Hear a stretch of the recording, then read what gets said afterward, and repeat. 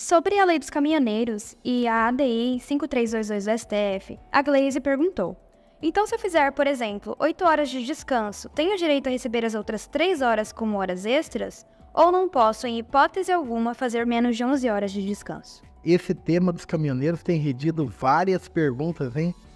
Vou responder para você essa dúvida que ela é bem interessante e muito inteligente. Sou o Wander Medeiros, advogado e professor de Direito. A pergunta que você está se referindo diz respeito ao intervalo interjornada.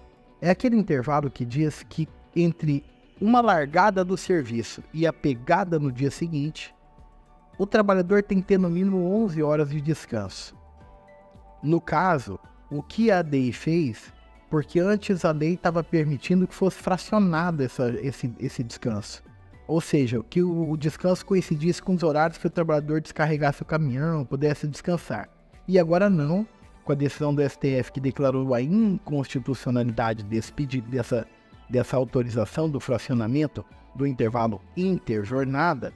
Com essa decisão, agora o trabalhador vai ter que descansar, vai ter o direito de descansar ao menos 11 horas entre uma largada e a pegada no dia seguinte. É isso que está acontecendo agora. E a sua pergunta fala assim: Wander, mas eu não posso, por exemplo, descansar 8 horas e já voltar a trabalhar e ao invés de descansar 11, receber 3 horas como se fossem horas extras? É uma pergunta interessante, uma pergunta inteligente. O que eu vou te responder? O objetivo da norma de tutela da rigidez física e mental do trabalhador do intervalo interjornada é essa que eu já disse, é proteger a saúde do trabalhador. Inclusive, é por isso que o Supremo Tribunal Federal proibiu o fracionamento desse intervalo. O objetivo não é ficar pagando para o trabalhador horas extras, mas sim garantir que de fato o trabalhador possa descansar. Por essa razão é que você não pode estabelecer uma regra de transformar esse intervalo interjornada em pagamento de horas extras, ficar diminuindo ele e ficar pagando horas extras por isso. Inclusive, existem doutrinadores da área trabalhista que defendem que a redução do intervalo interjornada, a redução das 11 horas para 10 horas, 9 horas, 8 horas, por exemplo, implicaria, isso é uma teoria, alguns defendem isso, implicaria na sua violação de tal modo que justificaria que as 11 horas fossem pagas. Olha que interessante, porque o objetivo é garantir que no mínimo 11 horas a pessoa possa descansar. Então, quando se fala que a pessoa não descansou às 11 horas, ela descansou 10, descansou 9, e aí ela tem direito a receber aquela hora que ela trabalhou quando ela deveria ter descansado. E veja só, não mais como hora extra, mas a título indenizatório, pago como se horas extras fossem.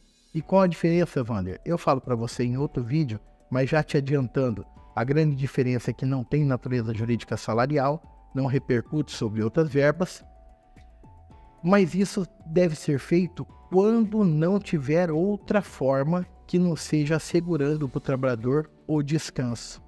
Então não dá para negociar com a empresa e falar assim: não, eu vou descansar só 8 e você começa a me pagar 3 horas. Se a empresa fizer isso, ela está violando uma norma de proteção da saúde do trabalhador, ela pode ser punida com multa do Ministério do Trabalho e Emprego, e se essa violação é habitual, pode trazer um prejuízo muito maior, porque, como eu disse, há quem defenda que quando essa violação ela é dolosa, habitual, feita de maneira propositada pela empresa, ela não deve implicar no pagamento só da hora que foi suprimida, não. Deve implicar no pagamento de todas as 11 horas. Olha o tamanho que isso pode ganhar, a proporção que isso pode ganhar. Então a resposta para você é: daqui para frente o caminhoneiro tem que descansar às 11 horas, tem por direito isso. É um direito dele e também é algo que é natural para ele poder recompor a sua saúde e poder evitar acidentes, poder dirigir depois no outro dia de maneira a evitar que nós tenhamos tanto acidente como a gente vê acontecendo nas estradas. Muitas vezes a pessoa pensa no retorno econômico ali das horas extras e quando o que tem que ter em mente é a proteção da sua família, voltar para casa depois do trabalho, do trabalho ali dirigindo o caminhão. Se você tem uma pergunta interessante como essa, deixa aqui nos comentários desse vídeo. A sua dúvida pode tirar a dúvida de outras pessoas. E se fez sentido para você, curta esse vídeo, compartilhe com amigos, nos siga nesse canal para mais acesso a conteúdos como esse.